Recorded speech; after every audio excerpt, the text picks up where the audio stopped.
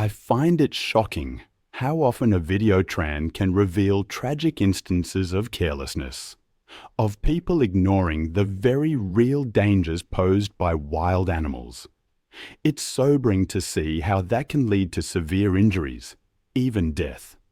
Today, I want to share a story that unfolded on a palm tree farm in Indonesia, a place where the beauty of nature hid a deadly threat. It was July 21st, 2016, near Palangkaraya.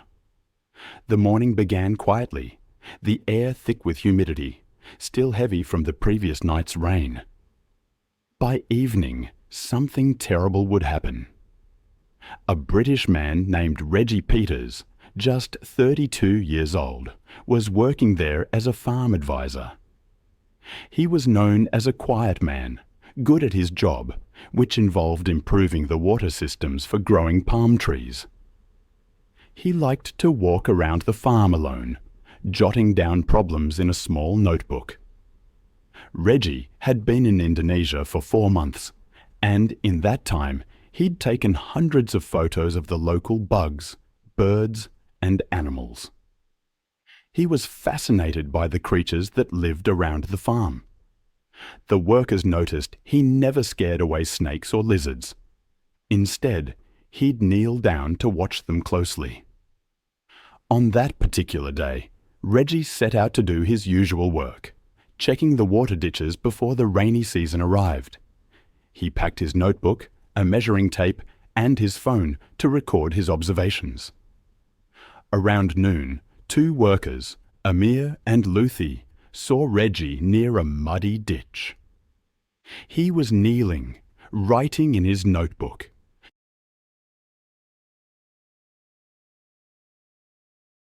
They joked with him about the huge snakes that locals claimed to see near the water channels. Reggie laughed and said he would love to see one of these big snakes up close. The workers later said he didn't seem worried by their warnings at all. He seemed to think their concerns were just old stories, not based in reality. The palm farm was vast, stretching for miles. Rows of palm trees were separated by narrow water channels. The ground was soft and muddy from the recent rain, making some areas quite slippery. Dragonflies flitted over the water, and mosquitoes filled the air. The only sounds were the distant drone of chainsaws and the low croaking of frogs from the ditches. The heat made everything feel still and heavy. Large snakes, reticulated pythons, lived in this area. They are among the largest snakes in the world, growing longer than 20 feet and weighing over 200 pounds. They hunt by hiding near water, waiting for animals like pigs or dogs to come close. Sometimes they even attack people. It wasn't common in this part of Indonesia, but these snakes had been moving closer to where people worked as their natural habitats were destroyed. Local people knew to stay away from them, and some carried long knives for protection when working near the water. By late afternoon, Reggie still hadn't returned to the camp. Amir grew worried and walked toward the last place he had seen him. The farm was almost silent, save for the constant buzzing of insects.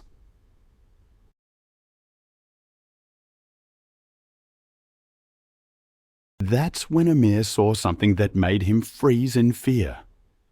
One of Reggie's boots was stuck in the mud near the water channel. A few feet away, an enormous python lay coiled. The snake's middle section was hugely swollen, as if it had eaten a very large animal. Amir stood completely still, then started shouting for Luffy and the other workers. Within minutes, 5 men were there, watching the snake as it slowly began moving toward the bushes. The swollen middle part dragged heavily on the ground, leaving a deep track in the mud. The workers grabbed sticks and long poles, trying to poke at the snake from a distance. The python hissed loudly, opening its mouth wide to reveal its curved teeth. It coiled up to defend itself. The snake was massive, about 15 feet long. None of the workers were brave enough to get close. The farm supervisor arrived and immediately called the local police. While they waited, the men kept watching the snake carefully. At one point, the swollen belly seemed to shift slightly, as if something inside was moving. I've always found snakes fascinating, but also terrifying. The speed with which they can strike, the hidden danger they represent. It's chilling. I remember reading about one case where a worker noticed a strange bulge in a large python. What they found inside was horrifying. A man, swallowed whole. That poor soul, Reggie, his clothes torn, his notebook and phone ruined by moisture.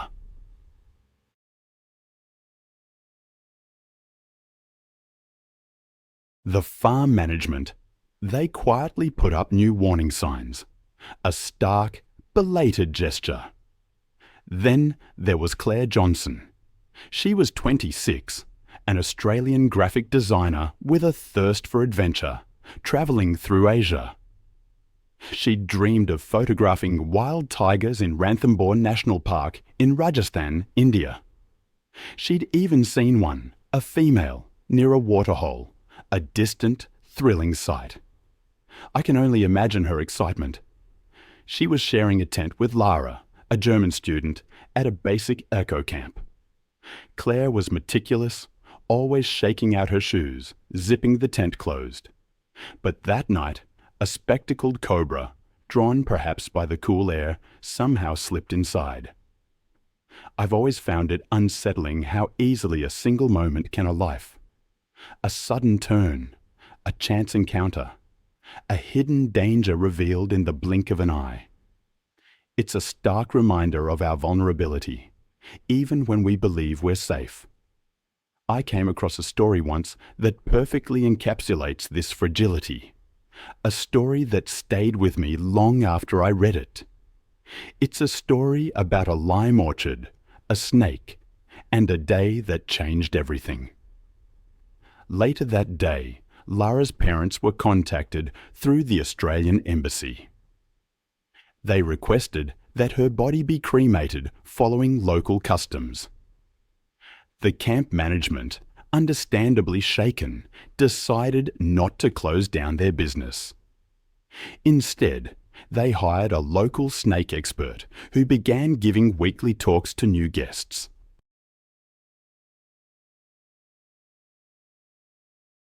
These talks focused on how to properly check tents and the importance of keeping lights on at night to deter snakes. Lara eventually returned to Germany, and she later shared a detailed account of her experience on a travel website. Her story served as a stark warning to other backpackers, urging them to always check their tents, bedding and shoes when staying in areas where snakes might be present. For years, that post was quietly shared, a serious reminder to travelers who romanticized sleeping close to nature without fully understanding the real dangers. This incident, as tragic as it was, underscores the critical importance of taking safety precautions seriously when venturing into wilderness areas. Even experienced and careful travelers like Claire can encounter unforeseen dangers when wild animals and humans share the same spaces. It's a sobering reminder that proper preparation and awareness can be life-saving when traveling in remote natural areas. Now I want to take you to a small lime orchard outside a rural town near Veracruz, Mexico. The date was September 9th, 2015. Jorge Cruz, a 42-year-old man who had dedicated his life to working in this orchard, woke up before sunrise, as he always did. He checked the water systems, pruned tree branches, and taught his oldest son how to distinguish between healthy and diseased fruit.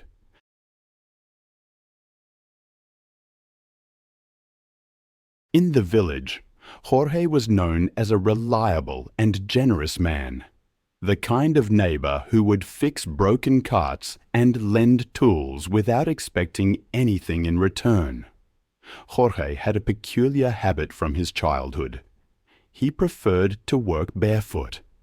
He believed it helped him feel the earth beneath him and move more quickly when climbing the lower branches of the trees. The afternoon was oppressively hot, the air thick and heavy. The sun beat down on the leaves, creating an almost palpable stillness. The orchard, a family legacy spanning generations, was about to witness an interruption of its normal routine, an event that would alter everything in a single, devastating moment. On this particular day, Jorge was working alongside two neighbors, Raul and Mateo. They were harvesting limes on the far side of the grove, near a pile of cut tree branches left after a recent clearing. The three men were exchanging jokes about the sweltering heat as they moved among the low-hanging branches, carefully placing bunches of limes into bags. Jorge wore his wide-brimmed hat pushed back on his head and a faded, well-worn shirt. He reached for a low branch, shifting his weight to bring the fruit closer. The orchard floor was hard-packed dirt, covered with fallen leaves and thin roots. The pile of cut branches offered a cool refuge for mice, rats, and small reptiles. A patch of wild plants marked the edge of the orchard, and the low tree tops cast long, shifting shadows across the ground.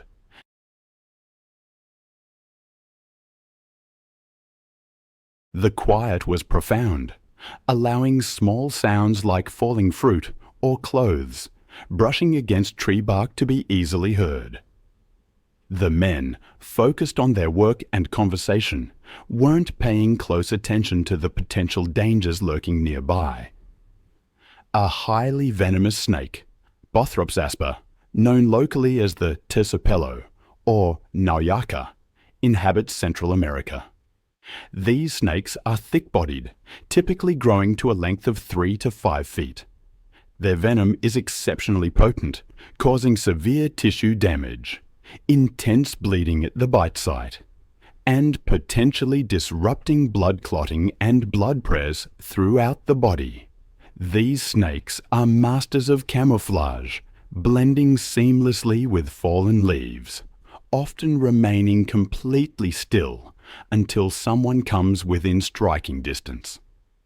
Their bite typically inflicts excruciating pain, and the affected area swells rapidly. That morning, the villagers had been discussing an increase in snake sightings due to recent rains. Jorge's wife had cautioned him to wear boots while clearing brush and debris. The pile of cut branches where they were working was, in fact, a perfect hiding place for snakes. Raul later recalled warning Jorge to be careful, but Jorge dismissed their concerns, saying he would work quickly. Then, in an instant, it happened. As Jorge shifted his position, the snake struck, its fangs piercing the skin just above his ankle. Raul and Mateo heard Jorge let out a sharp cry of pain and saw him recoil, clutching at the wound.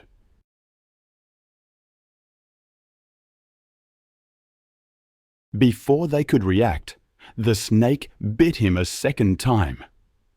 Dark blood stained the dirt where his foot had been. The pain was immediate and agonizing. Jorge doubled over, dropping the fruit he had been holding.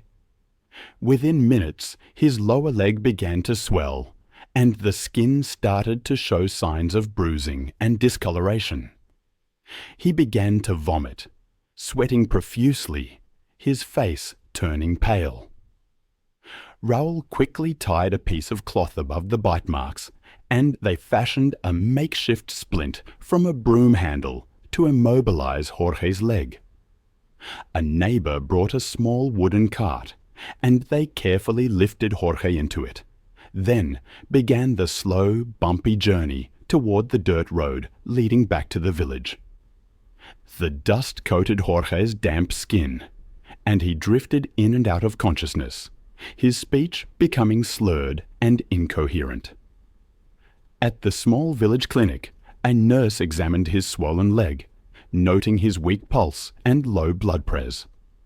The clinic, though equipped with basic medical supplies, lacked antivenom, the specialized medicine needed to treat snake bites.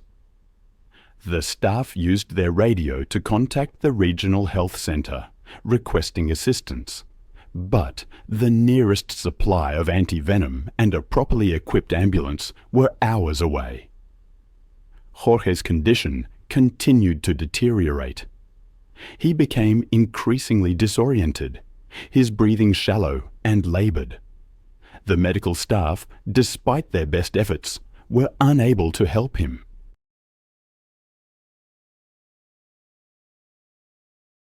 By evening, Jorge had died at the clinic, despite their attempts to stop the bleeding and assist his breathing. Raul later said that they tried to kill the snake, but it disappeared into the thick pile of branches, vanishing as quickly as it had appeared. I've spent countless hours in libraries and archives, but some stories still manage to shock me. The kind where a simple act, a momentary lapse, can have devastating consequences. I remember reading about Jorge, whose flip phone and work notebook were found stained after the incident. A traveling veterinarian came to the village, bringing antivenom and teaching the locals how to make splints, apply press bandages, and when not to use tourniquets. They marked the brush pile where Jorge was bitten. His wife wore his hat during harvest, a reminder. The lime trees continued to produce fruit. Each harvest began with a reminder to be careful. Then there's the story of Mina Belligan. It was May 2nd, 2018, and the air over the Cross River was heavy. She was 19, back from university for a week, spending afternoons at the river. People knew her for her lively spirit. She often brought her cousins to swim, even though the elders warned about snakes during the dry season. Mina believed nothing dangerous ever happened in the shallows. That day, she convinced 4 cousins to join her. They left their sandals and shirts on the rocks before wading into the cool water.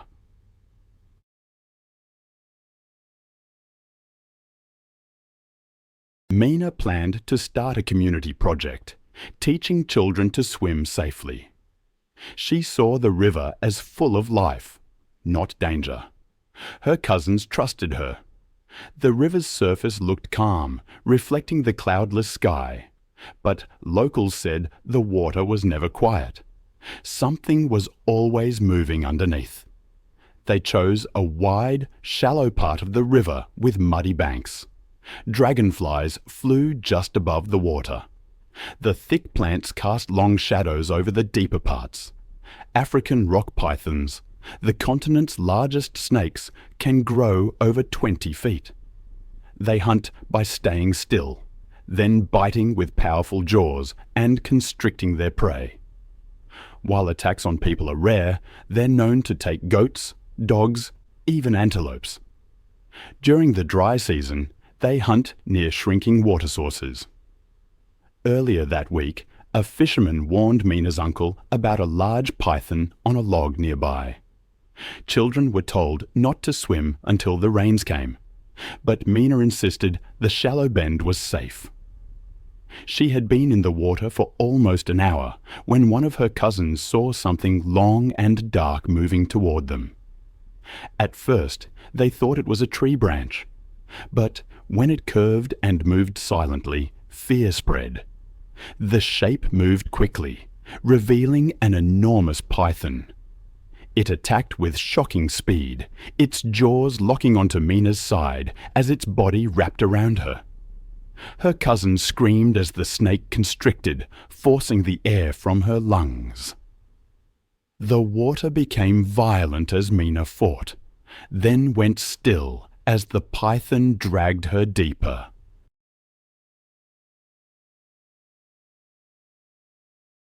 The children ran back to the village, screaming for help. It took several minutes for the men to grab their knives and reach the river. The snake was still moving, pulling Mina deeper.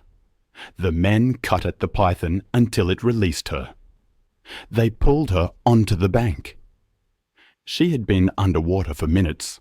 Her skin was cold and pale, her lips blue. The villagers pressed on her chest, blowing air into her mouth. Water mixed with mud came from her mouth and nose. Someone recorded the scene. Their efforts continued, but there was no sign of life. Mina's body was placed on a mat. For weeks, the riverbend remained empty. Fishermen refused to go there, calling it cursed. The village learned that even familiar places could hide dangers, especially when animals seek water and food. Mina's dream of teaching children to swim safely took on new meaning as the community worked to prevent similar tragedies. It was June 10, 2013, in Sweetwater, Texas. The fairground was extremely hot. Heat rose off the tarps and metal bleachers. Samuel "Sammy" Price was 38 and had been a volunteer snake handler at the annual rattlesnake roundup since childhood. He did repair work around town and showed up every year to handle snakes for visitors. It's a terrible thing when familiarity breeds a kind of complacency.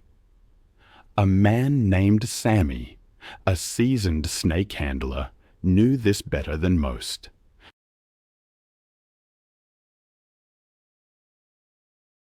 He had a steady hand, years of experience, and a gift for teaching new volunteers, preferring to show them the ropes rather than just talking about it. He genuinely believed that experience was the best way to reduce danger. The local people trusted Sammy. He never rushed, and he'd correct sloppy technique without making a fuss. But even the most experienced among us can fall victim to circumstance. This particular year, the festival drew a larger crowd, and the schedule was tighter than usual. Sammy had been moving between snake pits all morning, answering questions, spending hours in the sun. He'd even skipped breakfast to keep things running smoothly, and he was starting to feel it. He thought it was just the heat and fatigue. His co-workers told him to rest, to drink water, but he just nodded and kept working. When someone asked him to do one more live demonstration that afternoon, he agreed, seeing it as his responsibility. The roundup used shallow pits to display the snakes, surrounded by temporary barriers, a raised platform for the announcer, and folding chairs for the audience. The air was thick with the smells of fried food, car exhaust, and dust. There were shade cloths and water containers near the pits, but the layout was cramped, keeping everyone, volunteers included, in the sun. Spectators leaned against the fence, phones held high, recording every movement.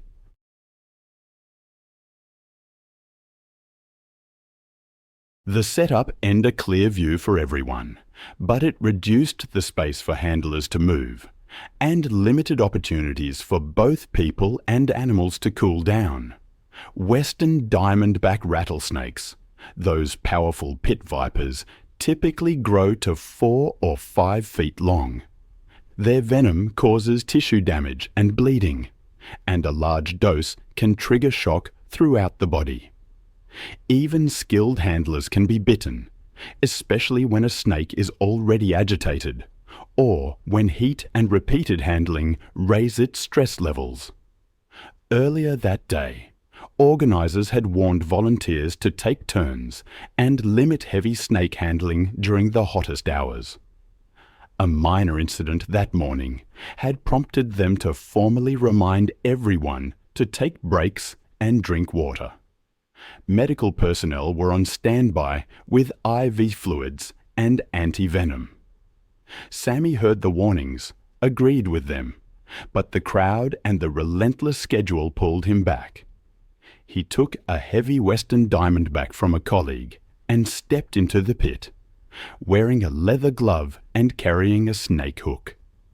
He lifted the snake with a practiced motion. For a moment, the crowd seemed to relax, calmed by Sammy's steady presence. Then the snake's body shifted, twisting sharply under stress. It lunged, and its fangs pierced the soft tissue near Sammy's elbow. Pain shot through his arm. He signaled that he was, but his face flushed red, and sweat beaded on his forehead.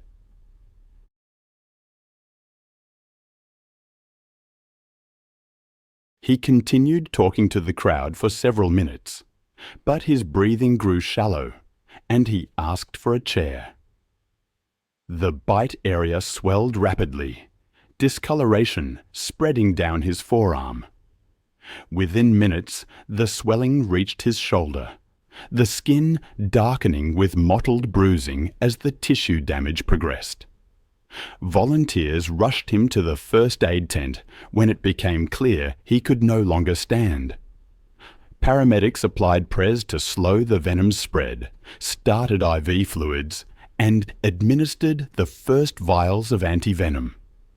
His breathing grew more shallow, his skin cold and blotched with bruising. Despite the swift treatment, his blood pressure plummeted, and his pulse faded.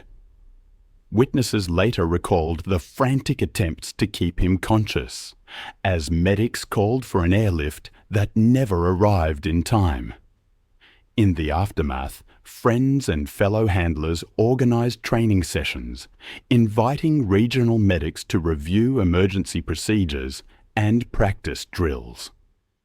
A younger relative of Sammy's began helping at the pits, learning to prioritize taking turns and staying hydrated over putting on a good show. The festival board documented the incident, creating a checklist for demonstrations, maximum handling time, required breaks, and a rapid evacuation plan to the nearest ambulance access point. It's a stark reminder that even expertise is no match for a confluence of unfortunate circumstances.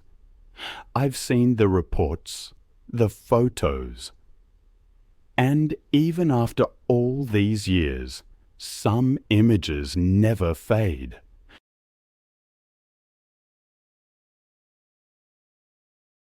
Consider the case of Erica in Cameroon. Her story is a stark reminder of the inherent dangers of keeping powerful wild animals. Warning signs, I would later learn, had been mounting for months as Caesar's behaviour deteriorated under improper care. Western lowland gorillas are immensely powerful. Adult males possess the strength of perhaps 10 humans. Their hands can exert crushing force, and their canine teeth can tear through flesh and bone. Despite their generally peaceful nature in the wild, captive gorillas under stress can become unpredictably violent, especially when they perceive threats to their territory. Caesar, it turned out, had been showing classic signs of psychological distress from improper captivity and inadequate social interaction. These creatures require specialized care that few private individuals can provide. On that evening, Erica's frustration reached its breaking point. Caesar sat defiantly in the center of his enclos, ignoring her commands to enter his night quarters. Determined to assert her dominance, she grabbed a makeshift electric prod and unlocked the heavy gate to his reinforced pen. That decision proved fatal. As she stepped inside, wielding the electrical device, Caesar's behavior shifted instantly from passive resistance to explosive aggression. The 375-pound silverback charged across the enclave with terrifying speed. His massive body slammed into Erica's chest with the force of a small vehicle, launching her backward into the metal fence.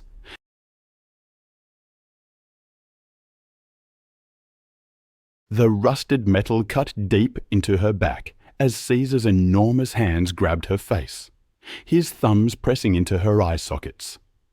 Blood streamed down her cheeks as his fingernails tore at her skin. Caesar's powerful jaws clamped down on her left ear, severing it completely.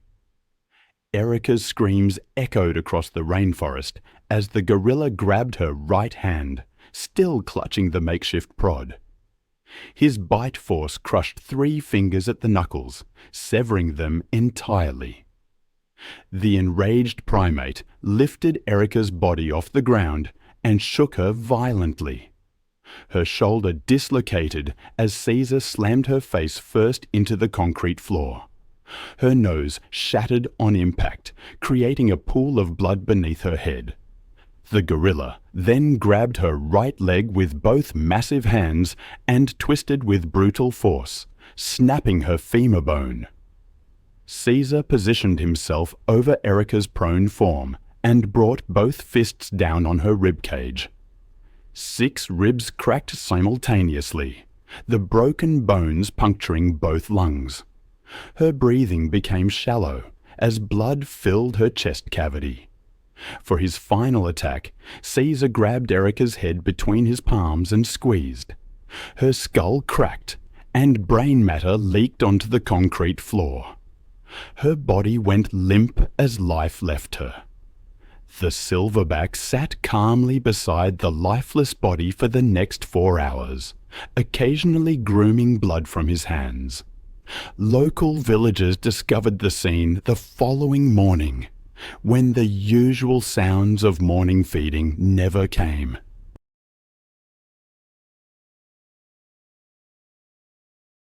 Cameroonian authorities launched an immediate investigation into the illegal operation, while wildlife officials worked to safely relocate Caesar to the Lima Wildlife Centre.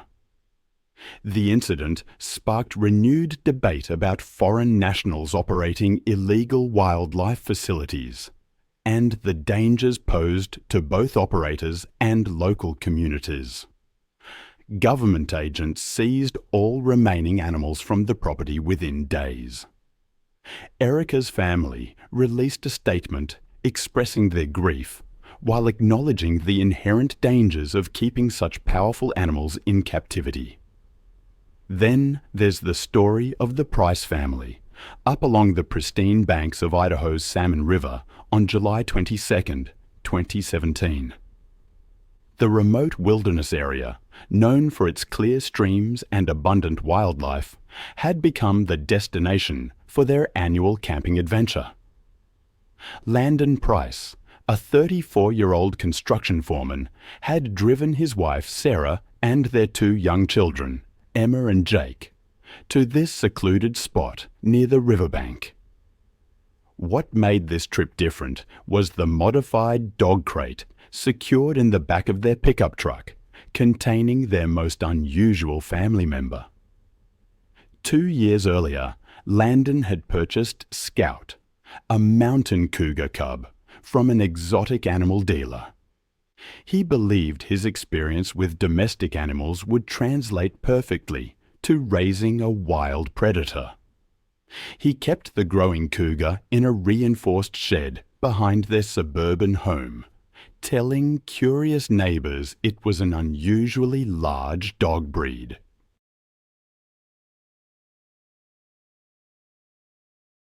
Sarah, an elementary school teacher, had grown increasingly uncomfortable with Scout's presence, especially after the children began complaining that the animal's eyes looked mean during feeding times. The warning signs had been mounting for weeks. Scout had killed 3 neighborhood cats in the past month, leaving their remains scattered around the property.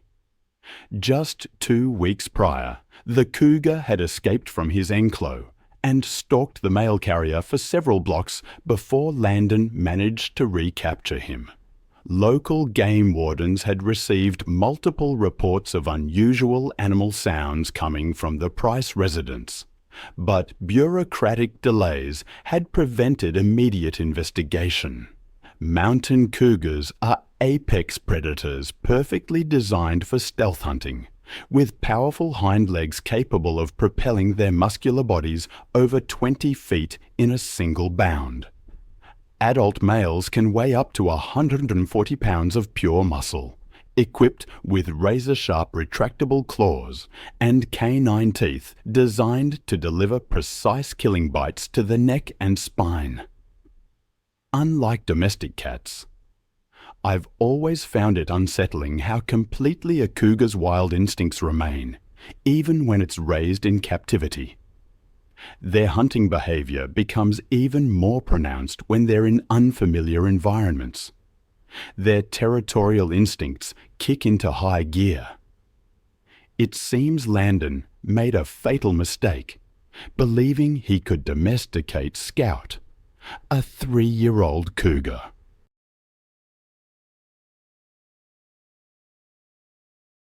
He released Scout from the transport crate so the animal could stretch and explore. He treated the predator like an oversized house cat. As the family set up their fishing equipment near the water, Scout emerged from confinement. Immediately, he began surveying the unfamiliar territory. His tawny coat blended perfectly with the brush as his yellow eyes methodically scanned the area, cataloguing every movement and sound. The 140-lb cougar's predatory instincts activated the moment Landon walked toward the river to fill their water containers. Scout's pupils dilated as he crouched low behind a fallen log, his powerful muscles coiling. His tail began twitching in that characteristic hunting pattern as he calculated distance and timing with deadly precision. Scout launched himself through the air in complete silence, covering 20 ft in a single explosive leap. His powerful body struck Landon squarely in the back. The cougar's 4-inch claws sank deep into Landon's shoulders and back. They're designed to grip struggling prey and prevent escape. The predator's jaws clamped down on the back of Landon's neck with surgical precision. Scout's canine teeth, evolved for this killing technique, punctured the cervical vertebrae and severed the spinal cord instantly. The bite caused immediate paralysis from the neck down, leaving Landon unable to move his arms with his face submerged. Landon drowned within 90 seconds.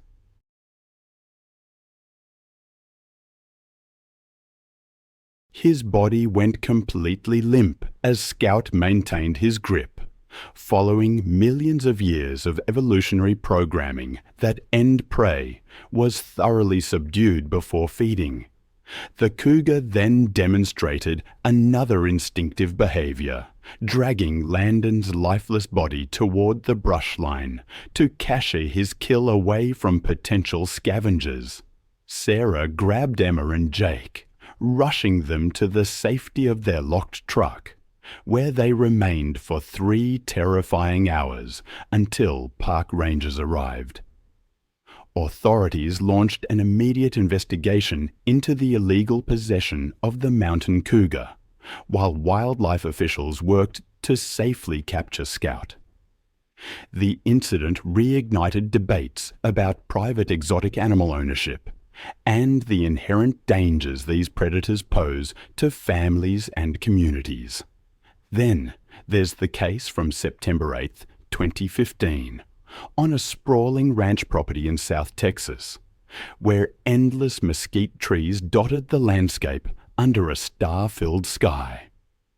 The remote 50-acre estate sat miles from the nearest neighbor, providing the perfect isolation for Marcus Ellison's dangerous hobby.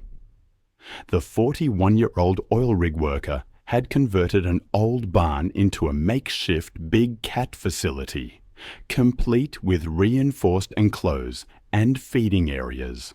Marcus shared the property with his girlfriend, Lisa Chen, a 28-year-old veterinary technician who had grown increasingly concerned about their unusual housemate.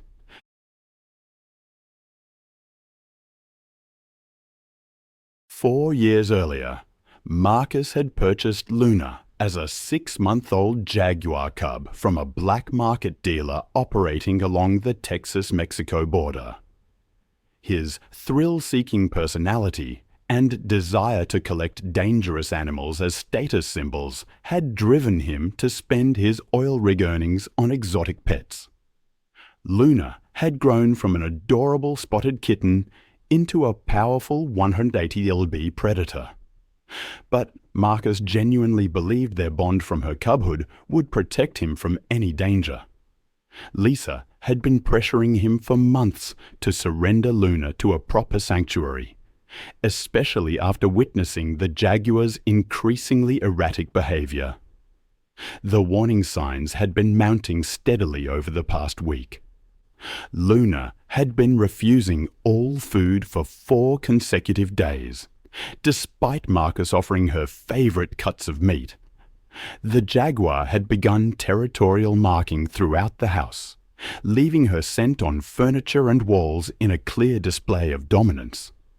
Her obsessive pacing had worn visible paths in the dirt floor of her enclosure, and Lisa noticed that Luna's pupils remained constantly dilated, indicating severe psychological stress. Neighbors living miles away reported hearing strange vocalizations echoing across the countryside during the night hours. Jaguars are the 3rd largest big cats in the world and possess the strongest bite force of any feline species, capable of crushing turtle shells and caiman skulls with ease.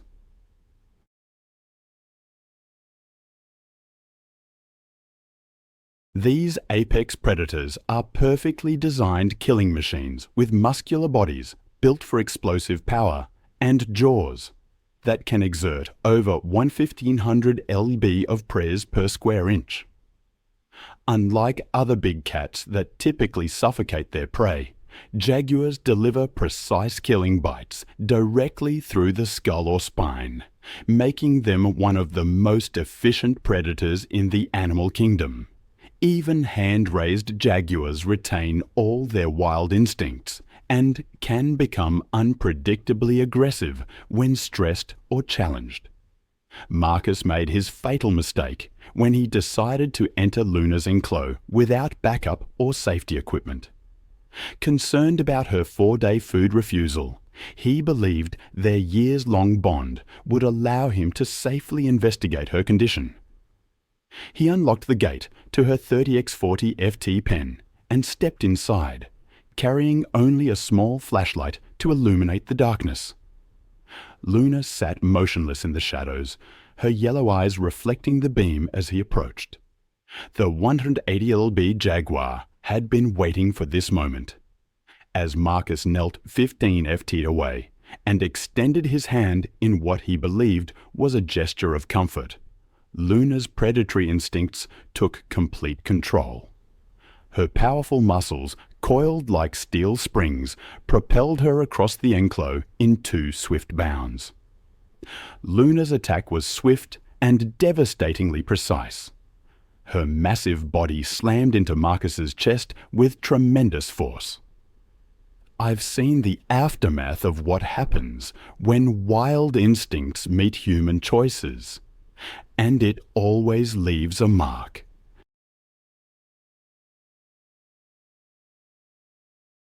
I remember reading about Luna, the Jaguar, and Marcus, her owner. The force of her attack was described as a battering ram, sending him crashing backward. Luna went for the kill with surgical precision. Her jaws locked around his throat, canine teeth sinking deep. Her bite force, 1,500 pounds per square inch, crushed his windpipe instantly. Both carotid arteries were severed, causing massive blood loss. He lost consciousness in seconds. Luna held her grip for 3 full minutes. A primal instinct to end her prey was completely subdued. Only then did she begin to feed, starting with the soft tissue of his abdomen, her powerful jaws crushing ribs to reach internal organs. Lisa discovered the horrific scene the next morning. Luna sat calmly, grooming blood from her paws. Marcus's partially consumed body lay in the center of the pen. The incident reignited calls for stricter regulations on exotic animal ownership in Texas. His family released a statement, acknowledging the inherent dangers of keeping wild predators as pets, urging others to learn from their tragedy. It was June 14, 2018, in Homestead, Florida, a suburban neighborhood where manicured lawns hid a dangerous secret. Behind a modest rental house, an elaborate backyard pond system, 40 by 60 feet, had become home to one of nature's most dangerous predators. Brianna Ellis, a 26-year-old marine biology graduate student, was using this location for her thesis research on reptilian behavior.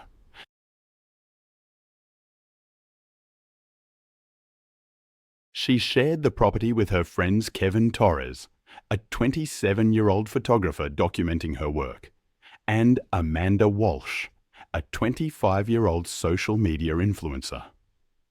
2 years earlier, Brianna had rescued Brutus, a 9-foot American alligator, from a failing roadside attraction. He was malnourished and living in deplorable conditions.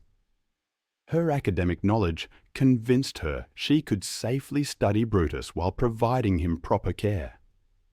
The landlord remained completely unaware that a 350-pound apex predator was living in his backyard pond. The warning signs had been escalating. Brutus had become increasingly aggressive during feeding times, lunging at the pond's edge whenever anyone approached. Despite her friend's protests, Brianna had continued hand-feeding him, believing her scientific understanding gave her an advantage. Neighbors had been complaining about strange splashing sounds, and Brutus had been floating motionless for hours, classic hunting behavior. American alligators are among the most efficient predators on Earth, unchanged for millions of years. Adult males can reach lengths of 14 feet and weights exceeding 800 pounds, with jaws capable of exerting nearly 3,000 pounds of press per square inch. Their bite force can crush a bowling ball, and their death roll technique can dismember prey within seconds. Brianna made her fatal mistake as the Florida sun began setting.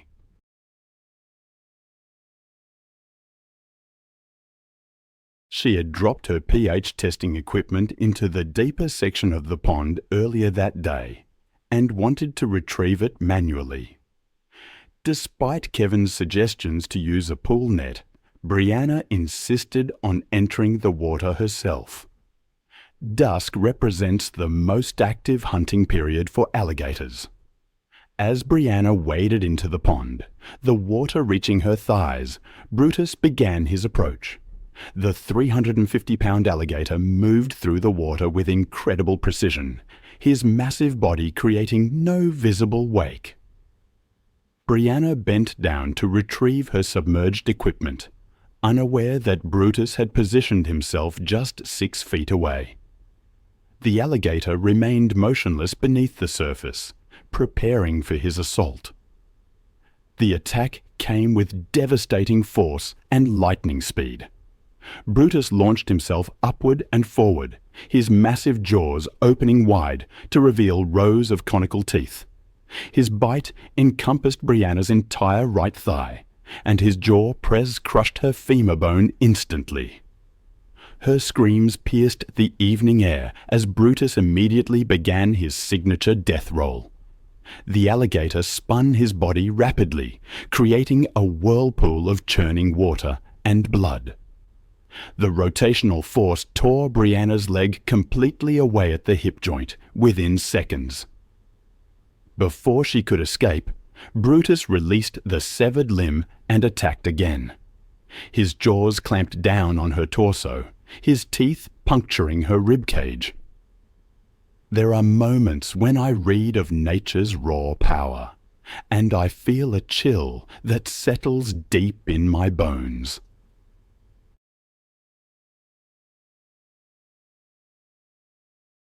A reminder that we are visitors in a world governed by instincts far older and stronger than our own.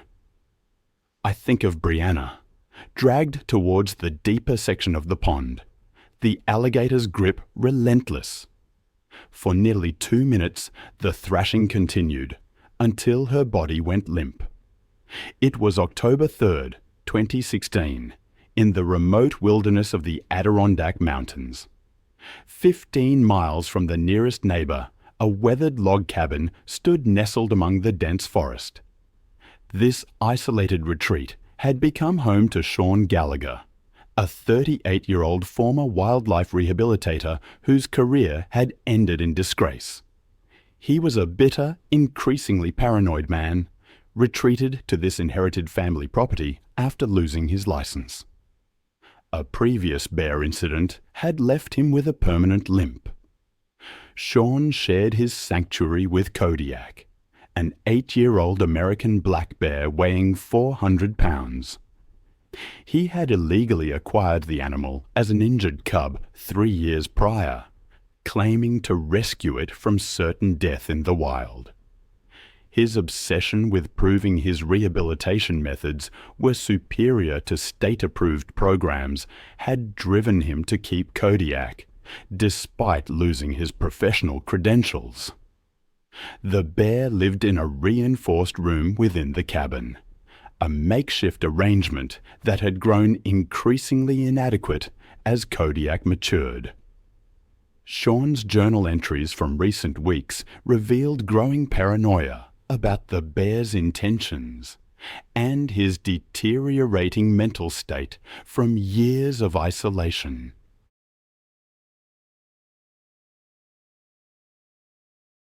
The warning signs had been escalating dramatically over the past month.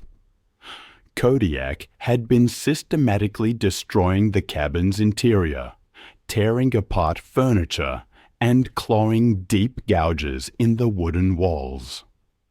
The bear had become increasingly aggressive when Sean attempted to limit his food portions, displaying territorial behavior that should have served as a clear warning.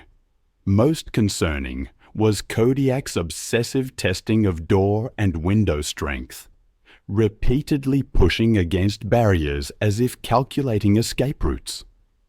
American black bears are deceptively powerful predators, despite their smaller size compared to grizzlies. Adult males are capable of reaching speeds of 30 km/h and possessing the strength to overturn boulders weighing several hundred pounds.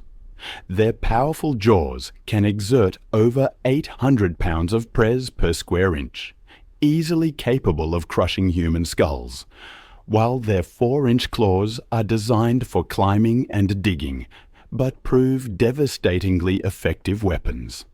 Black bears are naturally nocturnal creatures, most active during twilight and nighttime hours, when their predatory instincts are heightened. Sean made his fatal mistake at 2:30 in the morning, when he decided to enter Kodiak's reinforced room to retrieve his damaged laptop and camera equipment. The bear appeared to be sleeping peacefully in the corner of the 15-20-foot space, his massive form barely visible in the darkness.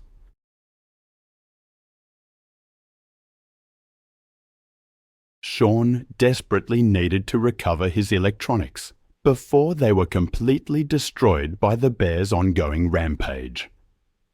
He stepped quietly into the room, carrying only a small flashlight, believing Kodiak was in deep sleep. What Sean failed to realize was that Kodiak had been awake for hours, waiting with the patience that made black bears such effective predators. The bear's naturally nocturnal behavior meant his senses were at peak alertness during these early morning hours, and captivity had made him increasingly territorial about his confined space. The 400-pound black bear moved with surprising speed and agility. Kodiak rose to his full height of 7 feet and charged across the room in 3 powerful strides. Sean had no time to react as the bear's enormous frame filled his vision. Kodiak's first strike came from his massive right paw, equipped with 4-inch claws designed by nature for climbing and digging. The blow struck Sean squarely in the chest with tremendous force, his claws raking 4 parallel gashes across his ribcage that penetrated deep into muscle and bone. The impact launched Sean backward into the reinforced wall with bone-crushing force. Before Sean could even attempt to defend himself, Kodiak pressed his attack with methodical efficiency. The bear's powerful jaws clamped down on Sean's head, encompassing his skull from temple to temple.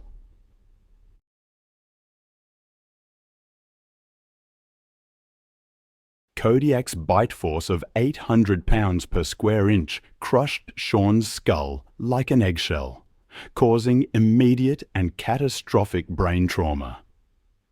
Brain matter leaked between the bear's teeth as he shook his massive head violently. Sean's body went completely limp within seconds, but Kodiak's defensive rage kept driving the assault. The bear mauled with relentless power, claws raking and jaws crushing bone as if to eliminate a threat rather than feed. In his fury, Kodiak tore into Sean's torso, ribs splintering under the press, leaving a scene of raw devastation born not of hunger, but of instinctive dominance and fear. The attack continued for 15 minutes before Kodiak finally retreated to his corner, leaving Sean's partially consumed remains scattered across the wooden floor. The bear sat calmly, grooming blood from its claws and muzzle. Sean's body was discovered 3 days later when concerned neighbors noticed smoke was no longer rising from the cabin's chimney.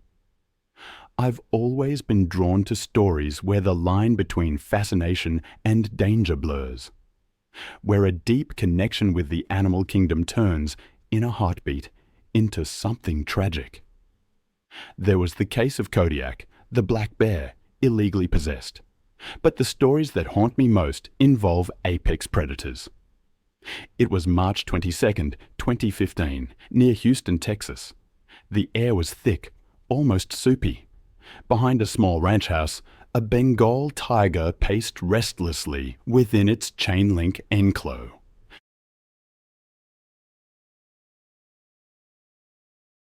The owner, Michael Torres, was a 41-year-old mechanic, a solitary man who preferred the company of engines and animals. He started with snakes and lizards, then a serval, and finally Raja, a 6-year-old Bengal tiger he'd bought from a private breeder. Michael kept Raja in a large enclosure, reinforced with steel and heavy wire. Neighbors sometimes saw him walking with the tiger, talking to it like a friend. He believed Raja recognized his scent and tone, that the animal would never hurt him. He said it was about trust, earning respect, not through fear, but calm handling. That afternoon was overcast. The enclosure smelled of damp soil and straw. A friend, Luis Alvarez, stopped by to borrow a wrench, watching Michael carry tools toward the cage. Raja was pacing, tail lashing, eyes following every movement. Construction noise from a nearby property filled the air. Michael said the tiger didn't like loud sounds, but would settle once he started cleaning. Bengal tigers, I knew, are apex predators.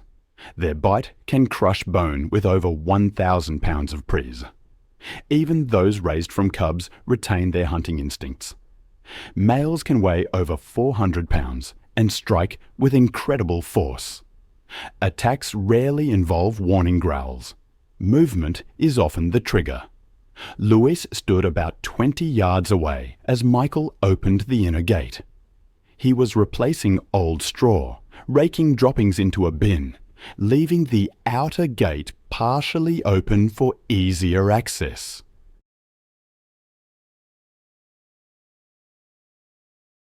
Luis said Raja continued pacing, muscles tensing with each pass. Michael glanced up, muttered something and bent again to lift a shovel. Then Luis saw the tiger freeze. Ears flattened, body crouched low, tail twitching. A second later, Raja lunged. The impact was a sickening sound of metal and flesh. The tiger's paw raked across Michael's face, knocking him down. He screamed, clutching his jaw, trying to crawl toward the gate. Raja followed, clamping its jaws around his neck and shoulder, dragging him deeper into the enclosure. Luis shouted, throwing a wrench that bounced harmlessly off the fence. Michael swung the shovel, striking Raja's snout, but the tiger's jaws only tightened. Luis grabbed gravel, screaming for the tiger to stop. Raja shook its head violently, lifting and slamming Michael's body against the ground. Michael's arm twitched once, then went still. Raja kept biting, dragging the body under a metal shelter. Luis ran for his truck and called 911. Deputies arrived 10 minutes later, holding position until animal control arrived with tranquilizer rifles.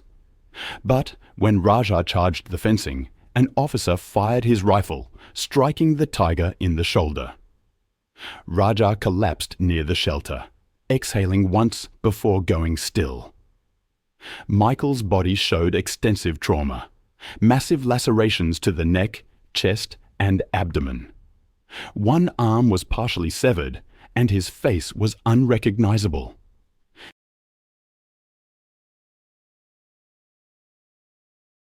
Investigators noted the lack of a secondary containment system, no safety barrier, or secondary lock. The open gate gave the tiger full access once the attack began. Animal control removed Raja's body that night. Michael's sister handled arrangements quietly, declining interviews. His funeral was sparsely attended. Neighbours left flowers at the fence. The straw inside remained stained dark where the attack happened. Then another story. January the 14th, 2016, in Surabaya, Indonesia. The morning air hung heavy with humidity. Behind a row of warehouses, one lot stood apart. Quiet, save for the occasional clank of metal and the scrape of claws against concrete. Within those walls, a private experiment in control was nearing its breaking point. Ahmad Firdos was 34, an auto parts importer. He seemed patient and meticulous to those who knew him. But his fascination with exotic animals was his secret obsession. I've often wondered about the moment trust breaks, the moment a bond, carefully built, dissolves into instinct. I've seen enough historical records to know that human-animal relationships are complex, often fragile things. Sometimes they shatter with devastating consequences. I remember reading about Ahmad, a man in Indonesia who kept a Komodo dragon at his warehouse. He'd raised it from a juvenile, feeding it by hand. He was proud of its trust in him. But that trust, as he perceived it, was a dangerous illusion.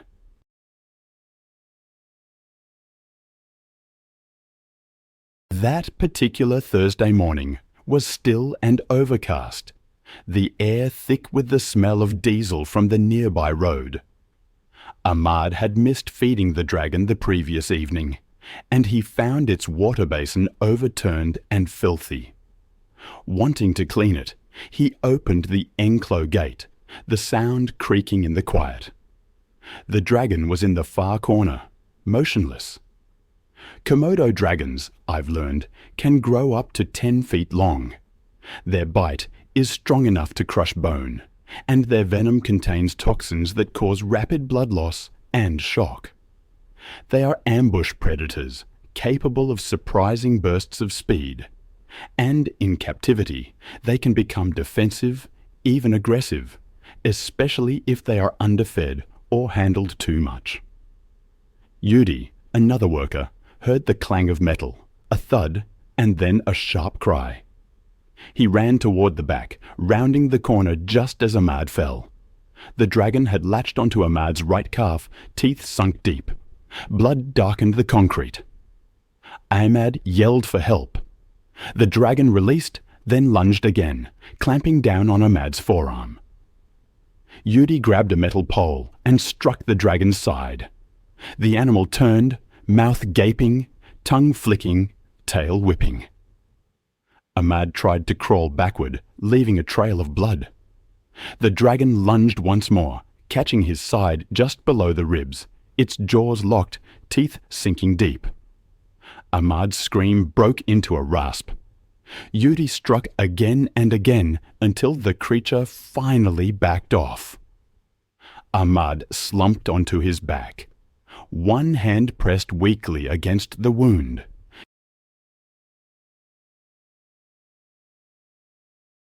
Yudi dragged a burlap sack from a shelf, waving it to distract the dragon.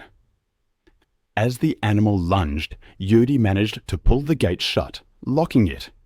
He turned to Ahmad, who was still. The blood loss was catastrophic. By the time emergency responders arrived, Ahmad was gone. Reports later confirmed multiple deep lacerations and significant internal bleeding. The cause of death: massive blood loss and shock from the venom.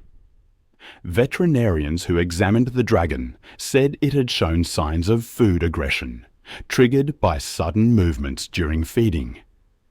The Komodo dragon, just under 7 feet long and weighing nearly 140 pounds, was sedated and transported to a wildlife rehabilitation center. It was traced back to illegal trade networks originating from Rinca Island. The story barely made the local news. Neighbors remembered Ahmad as generous. But within the warehouse community, it became a whispered warning. He treated the dragon like a misunderstood companion, never realizing that to it he was always prey. Then there was Mark Jennings in Montana, on May 30th, 2014. The morning was clear and still. Inside his animal sanctuary, a 1,000-pound brown bear named Bruno paced in circles. By noon, the quiet would be shattered there too.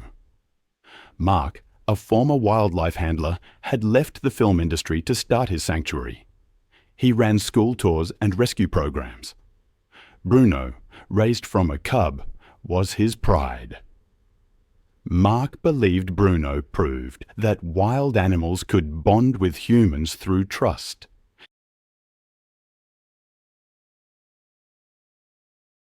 Bruno had been with him for nearly 12 years. He was intelligent, food-driven, and generally calm around people he knew.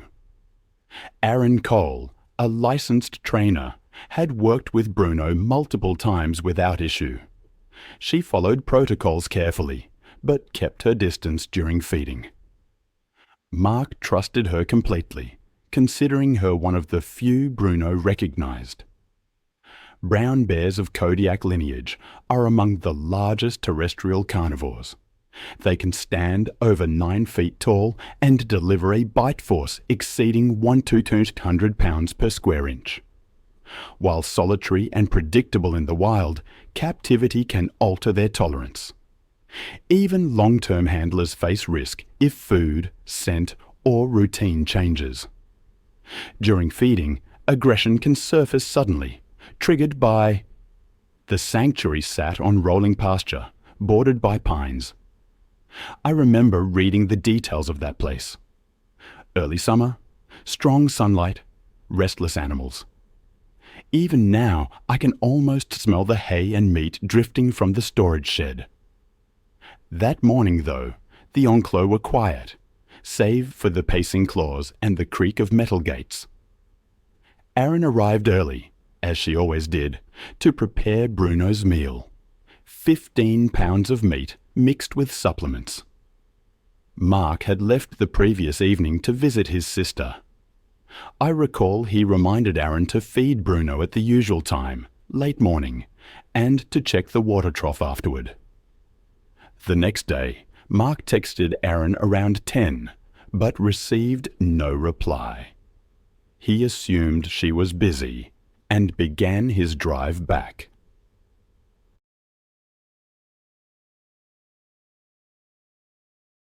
He pulled into the gravel lot just after noon, noticing the outer gate to the bear enclos was half open. The feeding pail lay overturned beside it. Seconds later, he heard screaming. He ran toward the sound, rounding the corner to see Bruno towering near the feeding platform. Aaron was on the ground beneath him, her right arm torn open from shoulder to wrist. She kicked weakly, her clothes soaked dark with blood. The bear's movements were methodical. Broad swipes, a deep huffing sound between each motion. Mark froze for a moment, then shouted Bruno's name and ran for a rake leaning against the fence. The noise drew Bruno's attention immediately. He turned, fur bristling, and lunged. The charge covered the distance in a second. The impact knocked Mark flat, the air leaving his lungs in a single sound. Bruno's paw struck his chest again, the claws sinking deep enough to tear through fabric and skin. Aaron saw Mark roll, trying to crawl back toward the gate, but the bear dropped onto him, pressing its full weight down. Bruno bit into Mark's left shoulder, shaking violently. The bear adjusted its grip, jaws closing on his neck. Investigators later reconstructed the sequence from Aaron's statement and evidence found inside the enclos. The entire attack lasted under 30 seconds. Aaron dragged herself backward, her hand leaving red streaks along the concrete. She made it to the open gate, pushing herself through the dirt until she collapsed near the outer fence.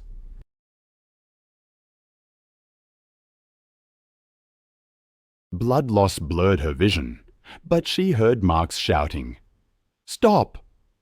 abruptly replaced by heavy breathing and the rhythmic scrape of claws on the ground. Deputies arrived minutes later, responding to a 911 call placed by a neighbour who had heard the screams. They found Bruno standing over Mark's body, huffing and lowering his head as they approached.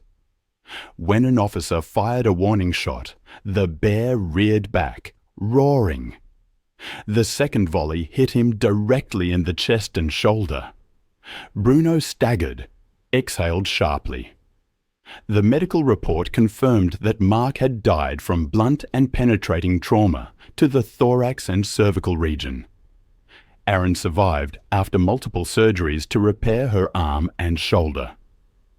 Investigators determined that the feeding gate had been improperly secured, allowing Bruno to push through before the pail was placed. Food aggression was cited as the cause, a sudden response to perceived competition over the meal. In the months following the attack, Aaron withdrew from animal work entirely. She sold her training equipment, moved to Missoula, and refused interviews. Friends said she became quiet, often waking from sleep at the faint sound of metal gates or animal breathing. She never returned to the sanctuary grounds. Then there's another incident. August 19th, 2017, in the Limpopo province of South Africa. The air was heavy from the previous night's storm, the ground damp, the acacia trees still dripping.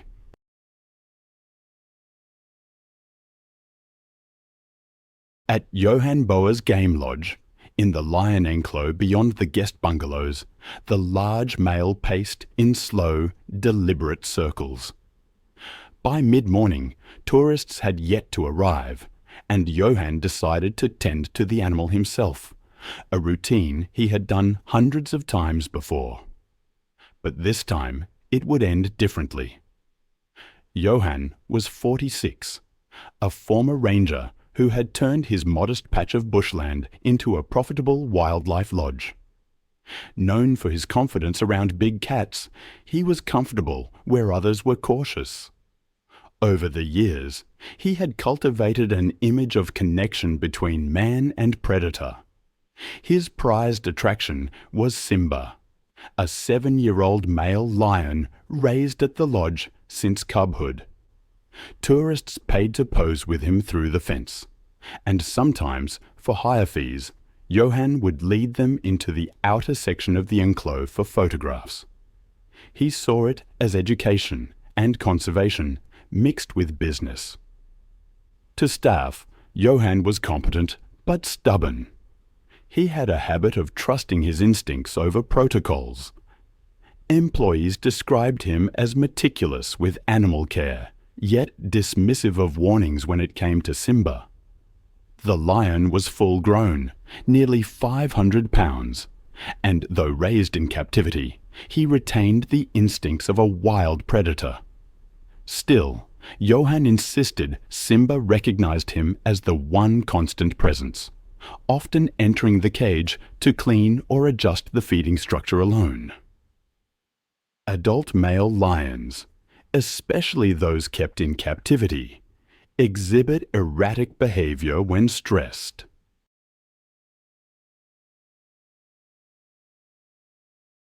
Their territorial instincts can surge unpredictably, especially after storms, when scents shift and sound travels differently. A single swipe of a paw can break bone. Their bite, over 650 pounds per square inch, is built to crush windpipes.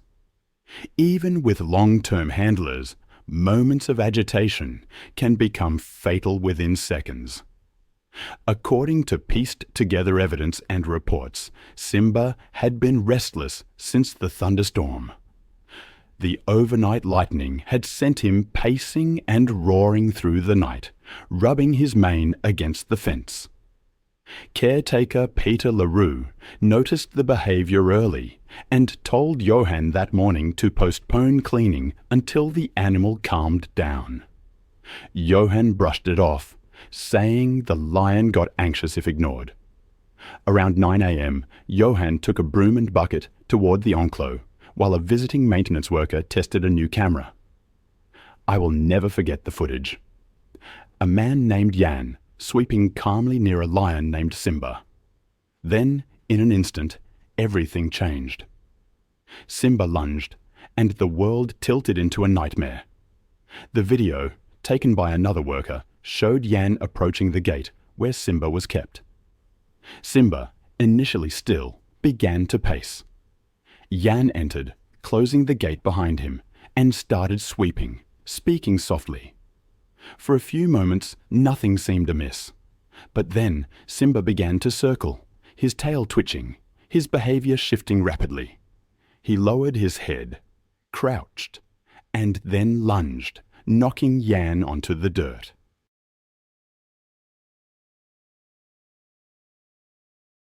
The lion's jaws clamped around Jan's shoulder, driving him down. Jan yelled, trying to push the lion away, but Simba shifted his grip, his teeth sinking into the back of Jan's neck. The sound of deep growling drowned out Jan's cries. Simba dragged Jan toward a shaded area, his claws tearing through the man's clothes and skin. Jan tried to roll, to kick, but the lion's weight crushed his ribs. Another employee ran to the fence with a bucket, throwing water, but it only startled Simba for a moment. Jan's voice faded into short gasps. Simba lunged again, biting into his throat. It was a swift, final motion. The lion's jaws remained locked as Jan's body went limp. The growls softened into rhythmic breathing. One worker ran to sound the alarm, while the other, still holding the camera, remained frozen for nearly half a minute. Rangers arrived quickly, tranquilizer rifles at the ready. They found Simba standing over Jan's body. As the lion turned toward them, they fired 2 darts into his flank. Simba collapsed beside Jan. The team used a canvas stretcher to pull Jan's body free. His clothing was torn, soaked in blood. The autopsy revealed severe trauma to the neck and significant blood loss. Bite movements confirmed it was a defensive attack. The lodge closed that week. Simba was euthanized, and his remains were sent for examination.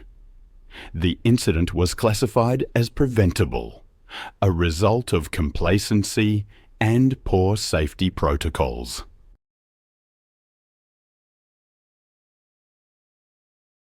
The property was sold, and the lion enclose was sealed for good. Then, on October 6, 2013, in Mobile, Alabama, a similar tragedy was brewing.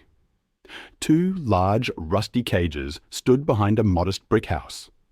Inside, 2 chimpanzees made sharp, uneven calls. Within an hour, a routine would turn violent and irreversible. Linda Reeves, a 58-year-old retired lab technician, had built the enclave for 2 young chimpanzees, Buddy and Rosie, whom she had adopted from a private dealer. To Linda, they were family. She fed them breakfast cereal, dressed them in children's clothes, and sometimes let them watch television. Her brother, Tom, worried constantly. The chimps had grown quickly. Buddy weighed over 130 pounds, while Rosie was nearing 100. Chimpanzees are incredibly strong, with a bite force capable of shattering bone. In the wild, they display extreme aggression when agitated, targeting the face, hands, and genitals. Captivity often amplifies these instincts. Tom had seen them rattle the cage doors when upset and warned Linda repeatedly that they were no longer controllable. But the routine continued. Feed, clean, groom, talk to them like children. That Sunday morning, Linda carried a bowl of banana slices and apples into the enclave. Tom stood by the porch, watching through the screen. Buddy screeched as she entered, bouncing on his knuckles, while Rosie clung to the bars. Linda told them to sit, setting the fruit on a rock. Buddy reached before she gave the signal, grabbing her wrist.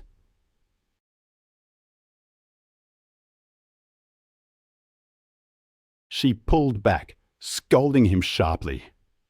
The sound he made next was different, a deep, chesty pan hoot.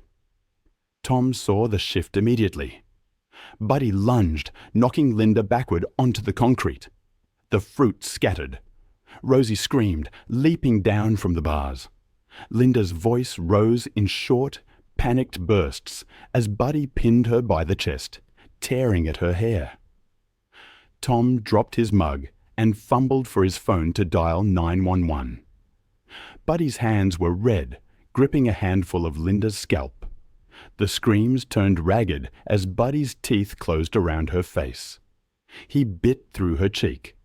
Rosie joined, latching onto Linda's arm.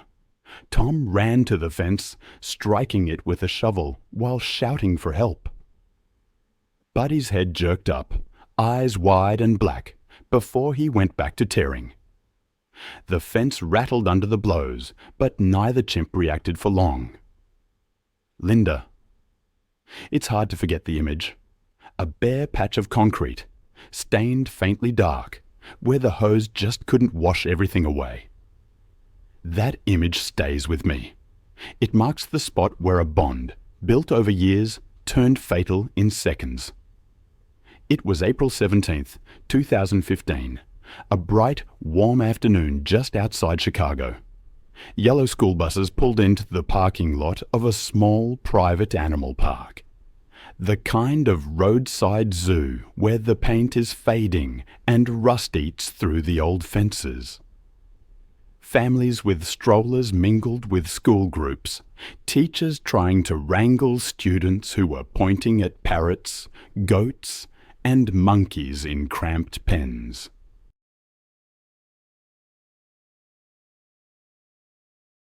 The chimpanzee exhibit was near the middle of the park, behind a low chain-link railing and a shallow moat thick with algae. A hand-painted sign warned, "No climbing or leaning on fence." Inside, 2 adult males and a younger female lived among wooden climbing structures and a patch of worn grass.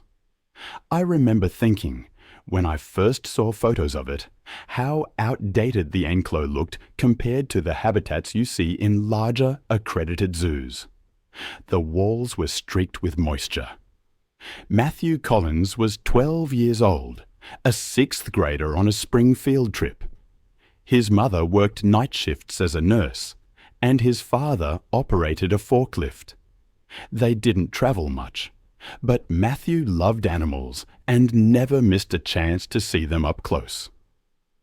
He was bright but impulsive, the kind of boy who liked to climb anything taller than himself. He carried a second-hand digital camera, saved for by mowing lawns, determined to get the best photos of the chimps. By mid-afternoon, the group gathered near the chimp enclosure.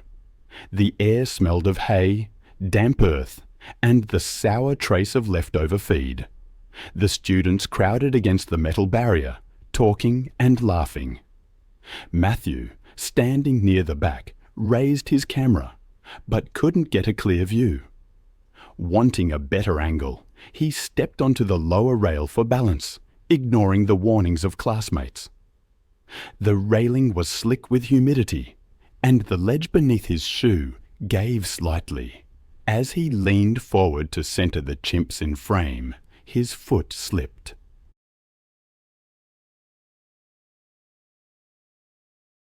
He dropped over the rail and into the pit below, landing hard on his right side. From above, teachers screamed his name. A moment of silence fell, broken only by the soft panting of the chimps. Then one of the males, an older, broad-shouldered chimp named Bo, stood upright, bristling with tension. He gave a sharp hoot, slapped the dirt, and started toward the boy. The younger male followed, puffing air through his lips. Visitors later described the sounds as chilling. Deep hoots that rose in pitch, the rhythmic drumming of palms on the ground. The 2 chimps stopped about 10 feet away, heads tilted, eyes fixed on the strange figure that had dropped into their space. Bo took 2 quick steps forward and grabbed a fistful of Matthew's shirt. Matthew screamed and tried to crawl backward, but the chimp's grip was iron. Bo's first strike wasn't a feeding bite. It was a dominance blow, a sharp smack to the side of the head that knocked the boy sideways. Then came the bite, a hard, fast clamp on the arm near the wrist. The smaller male joined in, pulling at the boy's sleeve and striking his shoulder. The sounds of hitting and tearing mixed with hoots and panicked screams from above. A zookeeper, hearing the commotion, ran toward the enclosure, shouting for the crowd to move back. He grabbed a hose from the maintenance shed and sprayed into the pit, the high-press stream breaking the chimp's focus for seconds at a time.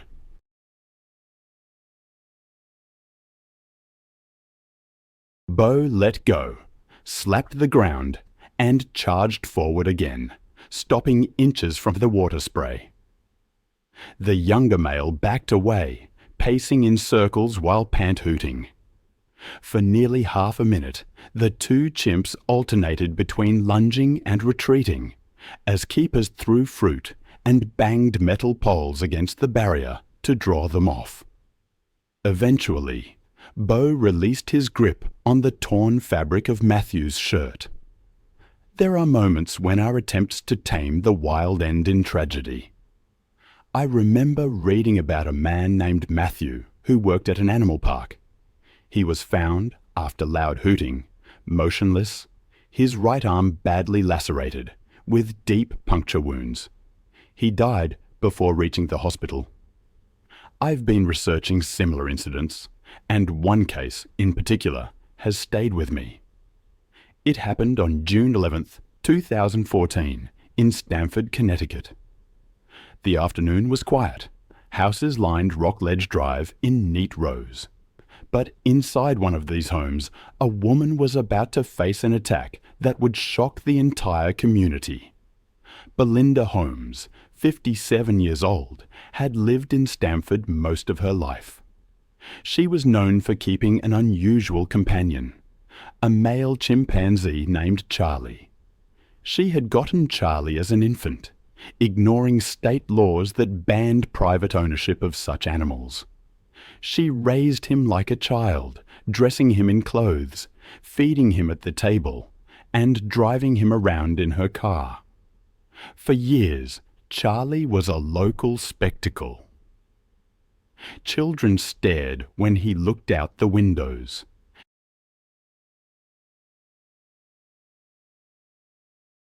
Neighbours watched Belinda walk him on a leash through the yard. She treated him like family and defended him whenever anyone expressed concern. But there were warning signs. Charlie had grown much larger over the years. By age 12, he weighed over 120 lbs. Belinda struggled to hold him back when he became upset, but she insisted he was gentle and misunderstood. The house showed years of living with the animal. Furniture was scratched and damaged from his climbing. The air often smelled of animal musk. Charlie moved freely through the rooms, from the kitchen to the living room to the small backyard. On this June day, the weather was warm and the windows were open. Charlie grew restless, pacing and making noise, as Belinda tried to calm him with fruit and snacks. Years of living in a human household had not removed Charlie's natural instincts. When stressed or frustrated, a chimpanzee's aggression can surface suddenly with violence that no amount of familiarity can prevent. There had been warnings before. Months earlier, a neighbour called animal control after Charlie escaped into the yard. He chased cars and pounded on a vehicle before Belinda brought him back inside. State officials reminded her that owning him was illegal, but she ignored the fines. Friends noticed that Charlie became irritable around strangers, but Belinda continued to insist he was harmless. On the afternoon of June 11th, his agitation was clear.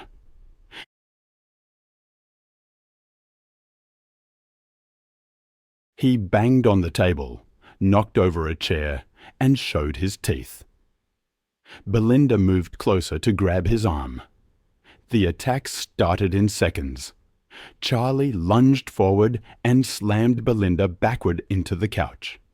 His hands gripped her shoulders, and his teeth sank into her face with terrible force.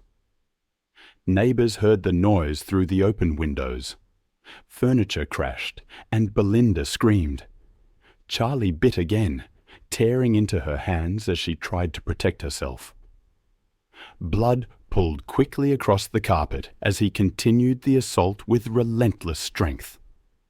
Belinda tried to crawl away, but Charlie dragged her back by her clothes.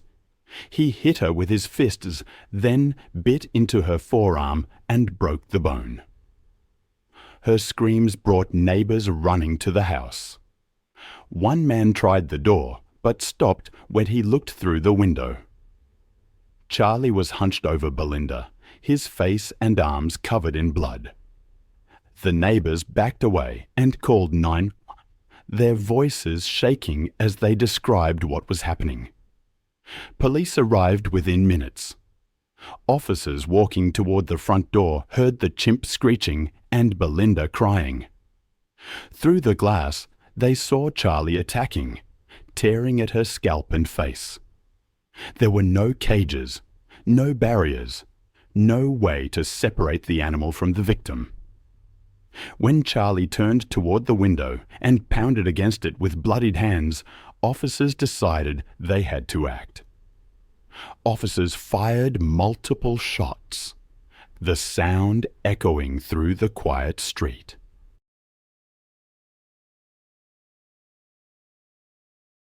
Charlie collapsed in the living room on the blood-stained carpet.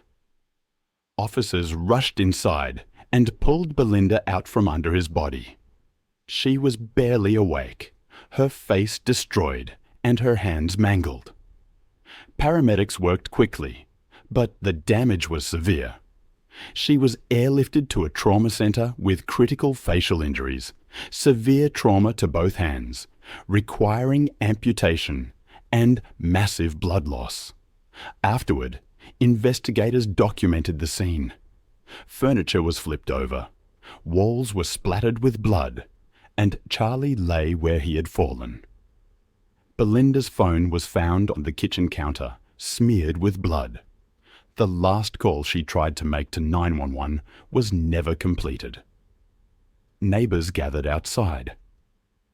I still remember reading about Belinda, the woman whose life was forever altered. The screams, witnesses said, would stay with them forever. She survived a horrific chimpanzee attack, but endured countless surgeries and was left disfigured, needing constant care. It sparked national outrage and led to stricter laws banning private chimpanzee ownership in Connecticut. The house where it happened was eventually sold, though the new owners were well aware of its history. It was May 28, 2017, near the Colorado River outside Austin, Texas.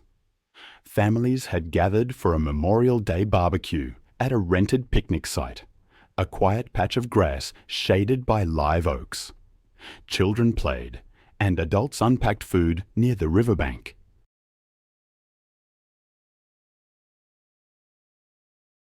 One guest had brought something unexpected, an animal most people only see behind glass. The victim was Daniel Ortiz, a 36-year-old high school track coach. He was known for his reliability, always bringing extra water and sunscreen. He'd finished a run and stopped by the barbecue after a friend's text. Out of curiosity, he walked over to the small crowd near the tables. Daniel felt comfortable around animals. He volunteered at a local shelter, calming anxious dogs before adoption events. He kept his distance, staying behind a trash can.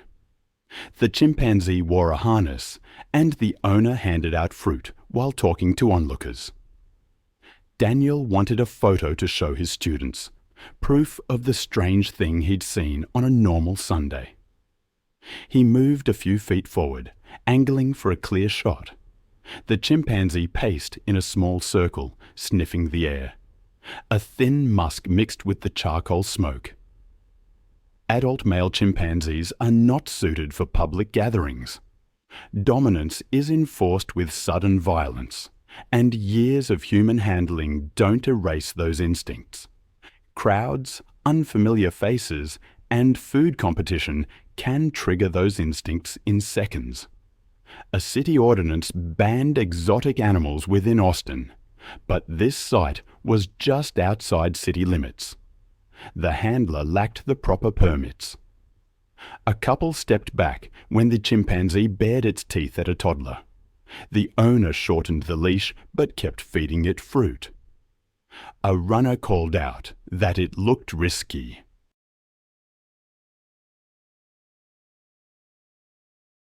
Daniel nodded, adjusted his stance, and waited for the chimpanzee to settle. The tension increased. Children clustered too close, then were pulled back. The chimpanzee snatched a strawberry and grunted, eyes fixed on moving hands and faces. The owner tugged the leash, which had slackened around his wrist. Daniel stepped closer, maybe 2 feet, to avoid someone's shoulder in his frame. The chimpanzee wheeled toward the movement. For a beat, everything held still except the wind. The lunge covered the gap in a blur. The harness yanked tight, but the chimpanzee's hand closed on Daniel's wrist. His phone flew from his grip, skidding across the dirt. The first bite tore into his forearm, ripping skin and muscle. Daniel stumbled backward, trying to pull free. The chimpanzee's grip didn't loosen. A second bite tore into the back of his hand. Screams rose from the crowd. The chimpanzee dragged Daniel down, pinning him on his side. Daniel tried to roll, but the chimpanzee climbed up his torso and hammered his shoulder with fists. The leash tangled with the owner's legs, causing him to fall. The leash slackened again. The chimpanzee shifted higher, seized Daniel's head with both hands and bit into his cheek. Blood pooled in the grass, streaking the chimpanzee's face. Attempts to intervene failed. A man kicked at the chimpanzee's hip, but the chimpanzee knocked him off balance. Another tried to shove the animal with a folding chair.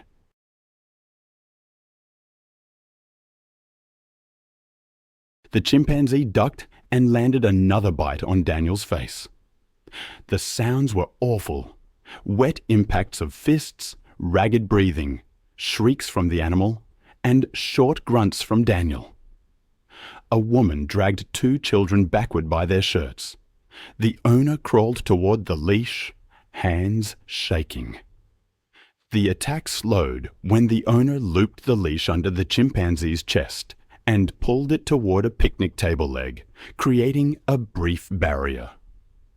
The chimpanzee released, then lunged again, tearing at Daniel's face and arms before finally losing strength. Daniel's movements weakened.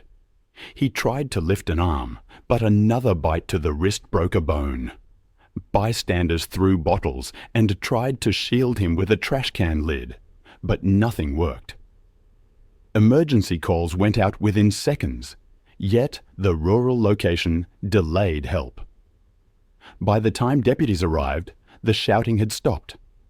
The chimpanzee sat trembling near the overturned table, the leash twisted tight. Daniel lay motionless on the trampled grass. The chimpanzee was sedated and lifted into a transport cage. By dusk, only tire tracks and torn paper plates remained. The river kept moving, slow and steady. I think about that day in Los Angeles often. September 14th, 2018. The morning sun, the small studio lot tucked between warehouses.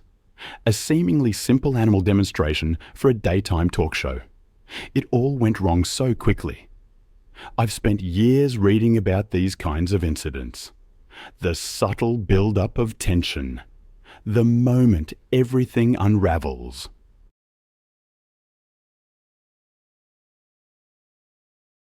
This one involved a chimpanzee named Mike, who'd been brought in for the shoot. He'd been trained for years, but the lights, the heat, the sheer number of unfamiliar faces, it was too much. Kevin Harris, the trainer, had 2 decades of experience, building his career on patience, teaching wild animals to tolerate human environments. School assemblies, commercials, small TV projects. This was just another paycheck. But handlers familiar with chimps knew the truth. Adulthood changes everything. Males that once tolerated crowds often grew volatile once dominance instincts sharpened with age. The set itself was modest: a sofa, coffee table, painted backdrop. Mike sat on a stool beside Kevin, wearing only a collar and leash, shifting constantly. Before the cameras even rolled, the animal safety coordinator suggested delaying the segment. Mike was showing stress, pacing, baring teeth. But the director insisted. The schedule was tight. Kevin re-asked everyone it was fine, offering Mike banana to settle him. As recording began, the room brightened. The host smiled, reading lines. Kevin guided Mike, cueing him to wave. For a few seconds, everything worked. And then, the boom microphone dipped low, casting a shadow across Mike's face. His posture changed instantly. A low pant hoot echoed. Kevin turned, voice low, reaching out to calm him. That brief touch broke the balance. The chimp lunged. The leash snapped. Kevin fell backward.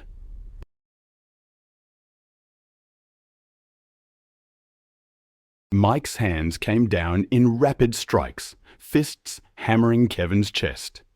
The room filled with noise. Kevin tried to shield his face, but Mike's jaws locked onto his arm. Blood sprayed across the carpet. The chimp released and struck again. Another bite to the shoulder. The host ran off set. Crew members screamed. One man swung a tripod, but Mike dodged, gripping Kevin's shirt and dragging him toward the wall. The chimp's shrieks grew higher, rhythmic. Kevin's movements slowed. A crew member threw a fire extinguisher. The spray clouded the air. Mike released for a moment, then turned towards the noise, teeth streaked with red. Security burst in. The first blast of powder hit Mike square in the chest. He reared back. The second spray pushed him away from Kevin, who lay motionless on the floor. Animal control officers arrived quickly. They tranquilized Mike on sight. He collapsed beside the toppled couch. Kevin survived, but barely. Dozens of puncture wounds, a shattered forearm, severe facial injuries. He lost part of his arm and most of the muscle tissue on one side of his face. The production shut down. The footage was never aired.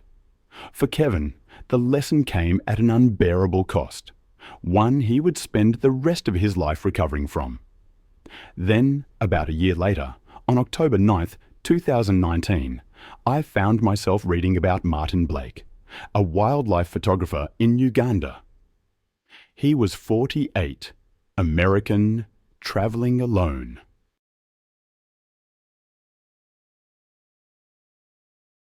He'd spent 2 weeks documenting primates in East Africa, wanting one last series of images before flying home.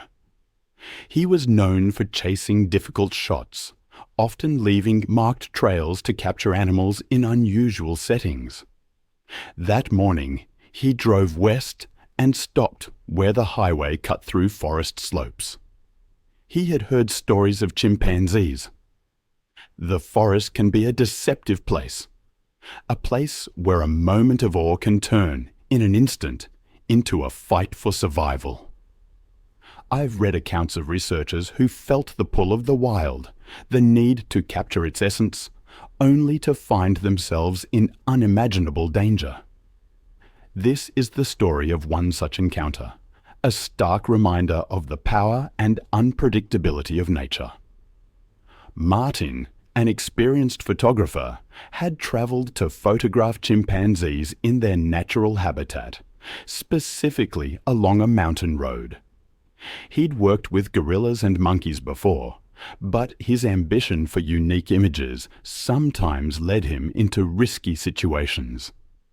He parked near a bend in the road and began walking along the shoulder, camera in hand. A local motorbike rider shouted a warning, gesturing towards the trees, but Martin, perhaps focused on his goal, waved back and continued on. He seemed more concerned about the speeding trucks than the animals themselves. The highway cut through dense vegetation, creating a narrow corridor where chimpanzees sometimes appeared, crossing embankments or descending into the roadside ditches.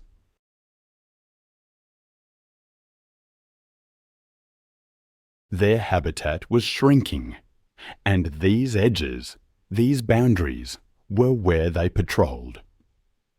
I know from my own research that when startled or challenged, a chimpanzee's first response is often aggression.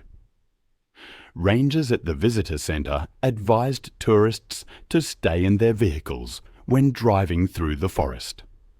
Truck drivers had reported seeing chimps near bends where fruit trees grew.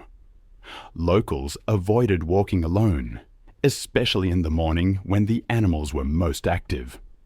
Martin had been told all of this, but he dismissed the warnings, confident in his experience working around gorillas. A few minutes into his walk, he spotted movement on the slope above him.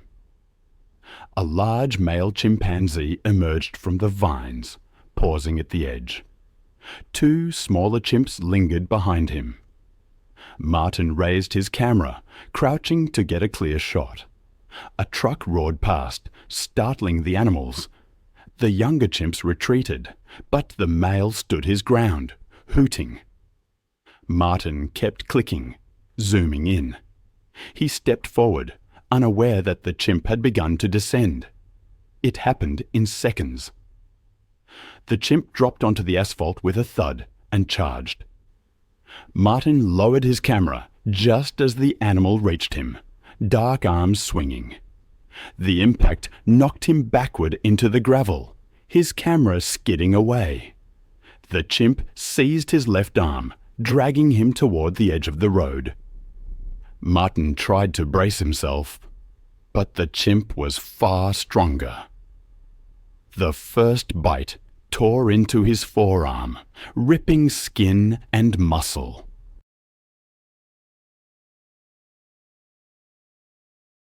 A passing motorbike braked, the rider shouting in horror. Martin screamed and kicked, but the chimp straddled his chest and struck his head. Another bite tore into his shoulder. Blood pooled on the gravel. The younger chimps reappeared briefly, hooting, before retreating again. The male remained fixed on Martin, pulling at his clothes, biting his ear and jaw. Witnesses tried to intervene, throwing stones, but the chimp barely flinched. A truck slowed, horn blaring, startling the animal just long enough for Martin to roll onto his side. The chimp dragged him back and sank its teeth into his thigh, shaking violently. The sounds were horrific. Martin strained breathing, the chimp's screeches, the crunch of gravel. The assault lasted only a few minutes, but it felt like far longer to the witnesses. Finally, another vehicle stopped, and locals rushed forward, shouting and waving sticks. The chimp released Martin and retreated into the vines, blood on its face and hands. Martin lay motionless on the roadside, his clothes torn and soaked. Drivers flagged down a truck, and he was lifted onto the flatbed. With no ambulance nearby, locals tried to stop the bleeding. As the truck sped toward Fortal, he lost consciousness. By the time they reached the outskirts of town, he was gone. Doctors confirmed he was dead on arrival. His camera bag held the last images he ever captured. The forest edge, the red dirt slope, and one blurred frame of the chimp stepping from the vines.